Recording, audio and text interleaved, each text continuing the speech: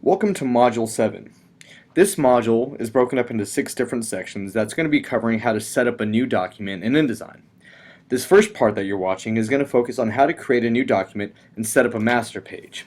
So first off, let's talk a little bit about how to create a new document. This is going to be slightly different than what you've done in Illustrator and InDesign. What you're going to do is you're going to go to Create, New Document, and you'll see this New Document dialog box is shown here. At the conclusion of this lecture, I will also give you guys a walkthrough tutorial, so you'll be able to watch what we're doing beforehand and then see how it's actually done. When you look at this new document box, you'll notice a few things that are going to be different and a little bit more important than what you've done in Illustrator or in Photoshop. First off, we're going to be able to enter the number of pages that we want our document to be. So there should be some sort of forethought of how we're going to set this document up. Also, we can set our pages, whether we want our width and our height, and how we want our orientation. And also, if you'll notice here, there's this thing that says columns. Like a newspaper, typically has 3 to 4 columns in it. A brochure or other types of reading materials may be have several columns in it. You'll want to consider how you want this layout to be and adjust your columns accordingly. Here, there's a section for what is called gutter, and the gutter is the amount of space in between each column. So if you're reading a newspaper, you'll notice that there's usually about a 1/4 inch gutter between one column and the next. And lastly, we have our margins, and our margins are going to be how far to the end of our pages we want to go. As mentioned in class earlier, you can have a bleed or a slug, which is indicated down here at the bottom of this drop-down arrow. And this is if you're going to have a full-page brochure or document, or if you want to keep something that's going to have a 1/4 inch it's going to have a 1/4 inch margin, which is accompanied by most printers. You can adjust that here. The new document dialog box is going to allow you to specify the width and the margins on the outer edges. Let's see, we've already covered what the working term gutter means. The gutter is going to be looking at this part here as well as the space between the columns. Whenever you create multiple pages in InDesign, it's automatically going to create the first page on the single right hand and the last page on the left. So be cautious of how this is going to be set up. Also, when you create a new document, you're going to be able to create what's called a master page. A master page is a template that you create for the entire page layout. What's nice about this is you can create several different master pages. So if you know that certain parts of your document are going to have certain attributes, you can just simply drop in a master page so you don't have to keep creating the same guides and the same text box. Here you can simply apply it to any document page that you want. You can create a layout one at a time and use it as many times as you like. The biggest advantage of using master pages is that obviously it saves time, and you're going to have consistency between your document pages. So for example, if you're creating a menu, you may want to have a page that says desserts, and you may have a different style and look for desserts as you would maybe something that said cocktails. Cocktails, you may use smaller images and more descriptions. Your desserts may use bigger pictures and smaller descriptions. So by applying a master page, you can apply those attributes wherever you see fit without having to recreate them. You'll notice that at the very top we have what's called the master page defaults. Here you can use this drop down and create more master pages. It's important to understand that you can create as many master pages as you'd like in your document. Also, in InDesign, a text is positioned what's called the text frames, and graphics are positioned in what's called graphic frames. We covered this in class last week. A frame is usually going to be shown in a box with an X across it. When you create a frame for text or graphics, it's in a master page, it's going to be referred to as a master item. The reason this is important is this is going to be serving as a placeholder where all the other objects in all of your documents and pages are going to be positioned. So whatever master item you create on your master page will be reflected in all your subsequent pages that you use throughout the document. Also, there's this idea of guides. Guides are horizontal or vertical lines that you position on a page. So for example, here are 4 different guides. These purple ones are horizontal column guides. The vertical ones are horizontal column guides. This blue horizontal guide is going to be used for maybe text, headlines, or graphics. So we have vertical column guides, horizontal object guides.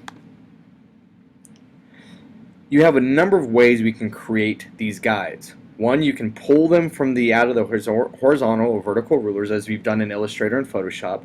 And you can also use the Create Guides command in the Layout menu and type in where you want those guides to be placed. By default, all your guides are cyan, column guides are violet, and margin guides are magenta. You can obviously change these, but I've never been in a situation where I needed to change them.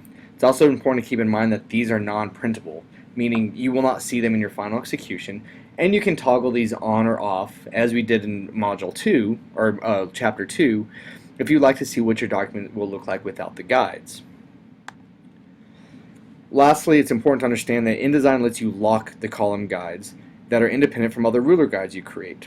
The reason this is going to be important is as you're building text frames, you don't want to keep accidentally selecting those pesky column guides and changing your entire outlook.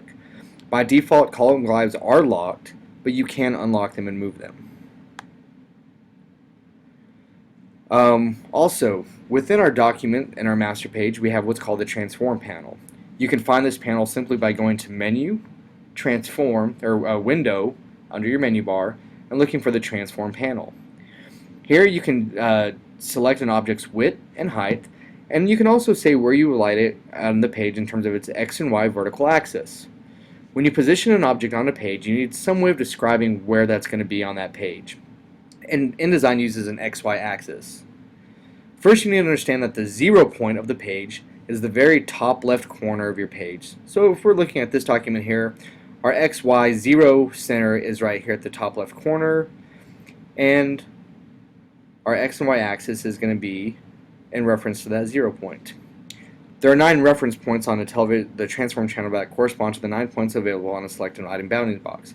Obviously, that's going to be your 4 corners and your edges. Also, when you're creating a new document and setting up a master page, it's important to take a notice of the control panel, which you'll notice that's directly under the menu bar. This control panel, as we've also illustrated, will change based on the tool that you selected. Here you can use this control panel to modify text and objects, and rather than always moving from one panel to another, you can usually find that the option you're looking for will contain such changes. The options of the control panel change based on the type of tool or the type of object selected, and unlike the transform panel, the control panel offers a multitude of additional options for working with frames, making the control panel perhaps the most used panel in InDesign. Now, not to be confused with what we talked about, the 0 point, we also have this thing what's called the point of origin, which is the point from which a transformation happens. This is very similar to something that you've already done in Illustrator. If you recall when we did our reflection and our rotating exercise, you had to set a point of origin. This object, for example, has a set point of origin right now that is in the very center. This allows you to make transformations from that point of that command. Very similar to what we've done in Illustrator. Let me give you a demonstration now of how you can set up a new document and make some changes in the master page. First, we're going to open InDesign. Let me hide some of this background. And we'll move my panels out of the way, collapse these. So first I'm going to go up to New Document. Here's our new document window. There's a number of presets involved in here. Right now it says default, but as you change it, you can save your document profile, and then when you drop down in later uses, instead of it being custom, it'll also have the documents preset that you've developed. Here we can decide if we want this to be print, web, or for digital publishing. For right now, we'll leave it as print. You can change the number of pages, so for this exercise I'll say 10, and you can decide if you want those pages to face one another like you would see in a book, or if you want them to come one after another like you would maybe in a presentation or printout. You can indicate what you want your start page to be. So if you know that you're going to do a book that's going to have a dynamic cover, maybe something you're going to bring in from Illustrator, maybe you actually want to start your page on number 2 so that you can have a way to attach your document to the first page, which would be the title page. Here we have our page size. Obviously, if we're doing something in print, chances are we're going to do it in letter. Now you'll notice there's something here at the bottom where you may have never seen this. It says 51p, and we go, what is a p? Well, this is looking at it in terms of points. If you would like to work in inches, simply go up to InDesign, Preferences. It's not going to let us change it here, I'm sorry. But what we can do is we can always use this as units and increments, and we can change this to inches afterwards. Let me do that real quick. InDesign, Preferences, Units and Increments. And we are going to do horizontal, we're going to do this in inches, vertical in inches. Great. I think that should work. Alright. So now we're going to go File, New Document. Change this to 10. You'll notice our letter is now 8.5 by 11. We can change our orientation here. And we can also change our number of columns. Right now, let's start off with the number 2 column, and let's make it a 0.25 gutter. Margins. Most prints are going to have your typical Word starts off with a 1-inch margin. By default, it's going to leave these at 5-inch margins. This key here says if you want to lock margins or not. Let's go and keep those locked. And let's plan on not doing a bleed. However, if we want to do a bleed, we can actually say if we want those margins to extend to the edge of the page or not. We'll hit OK. And you can see now I've created a document. Here's page 1, and you'll notice that there's 2 columns with the 1/4-inch bleed here in the middle and a 0.5-inch margin along the side. If you look at our pages, you'll see page 1. I can double click, and this shows both pages 2 and 3. And so on. Next up, what we want to do is let's modify the margins and the number of columns on a master page. So what I'm going to first do is I'm going to go ahead and click Layout in the menu bar.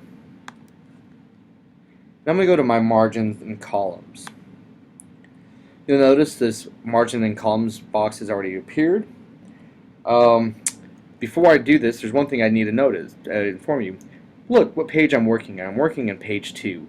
We want to create a different master page. So let me get out of this. And we need to double click on our master page. Now I'm in my last master page. I can go to margins and columns. And I can say, rather than 2 columns, let's make this a 3 column. And let's reduce the gutter to 0.125. Let's go and hit OK. And you'll notice that my master page now on the left is going to be a 3 column. I can do the same to page 2 by going... Actually, let me show you what happens if we don't change it. You'll notice that if we're working in page 2 and 3, page 2, page 4, and page 6 of my documents now reflect what I changed in my master page. Let's go back up to our master page here and double click on this one. Layout, margins and columns, and let's make this a 4 column. Great. And now when I look at my other pages, you'll see that pages 3, 5, and 7 now have 4 columns. And this was all done by changing our master page up here. Next, you can also add guides to a master page, and it's important that if you know that you're going to routinely use the same guides, that you modify it here. Obviously, we want to make sure our rulers are shown, which they are. If they're not, you can simply go up here to the top of the menu bar, hit rulers, and it'll be set there. What we're going to do is I'm going to use my selection tool, and I'm going to drag over my horizontal ruler. While working in my masters, make sure you have your master selected, and you can drag down a guide. Let's go and drag this guide simply down to 2 inches below. View.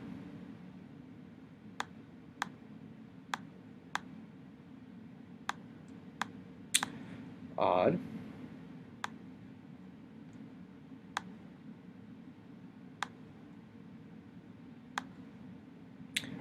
There we go. For some reason it was not working as predicted. Let's try it again. I'm not sure what the issue was, but when you double click on this master page, maybe it's because I had both pages selected, but now that I've selected this master page, I can drop down my guides. I can also drop in some vertical guides if I'd like. Notice that these guides are different than my column guides, which are purple. These guides are blue, meaning these are just object guides.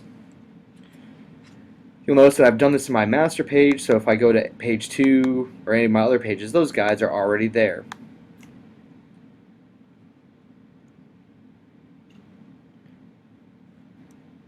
Next, what we're going to do is we want to go ahead and add placeholder text once again in our master page. This time I'm going to go to column 4. What I want to do is I want to create some spaces where I know I'm going to add text boxes or object boxes. So what I'm going to do is go to my type tool, and what I'm going to do is I'm going to drag a small text frame that's going to go from this edge of this column, and it's going to go across to this column here, and we can have a nice little box there. You'll notice that I'm working in this master, and look what happened while working in the master. A blue box now appears on each of these pages.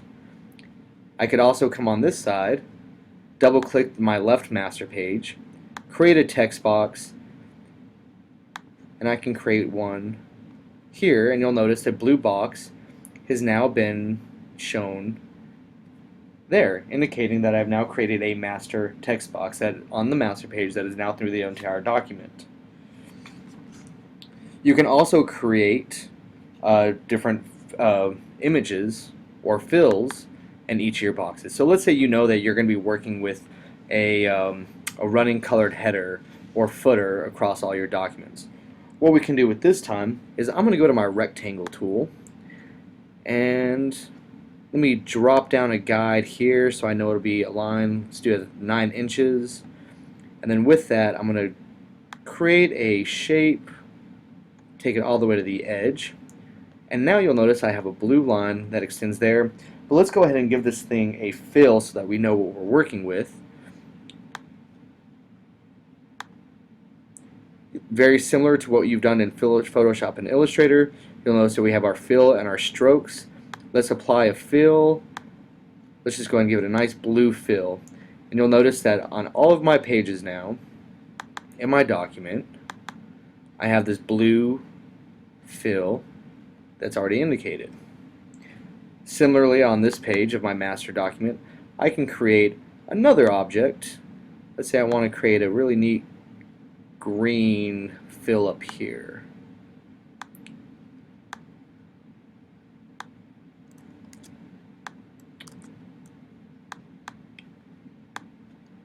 And you'll notice in all of my documents that master page now reflects the text box and the image. Lastly, what we can do is we can use the line tool, and we can use the line tool to create some very cool dynamic headers and sections. So what I'm going to do at this time is, working with my master tool page, take my line tool. Let's say I want to use this to kind of section off headers and footers or create a nice dividing line.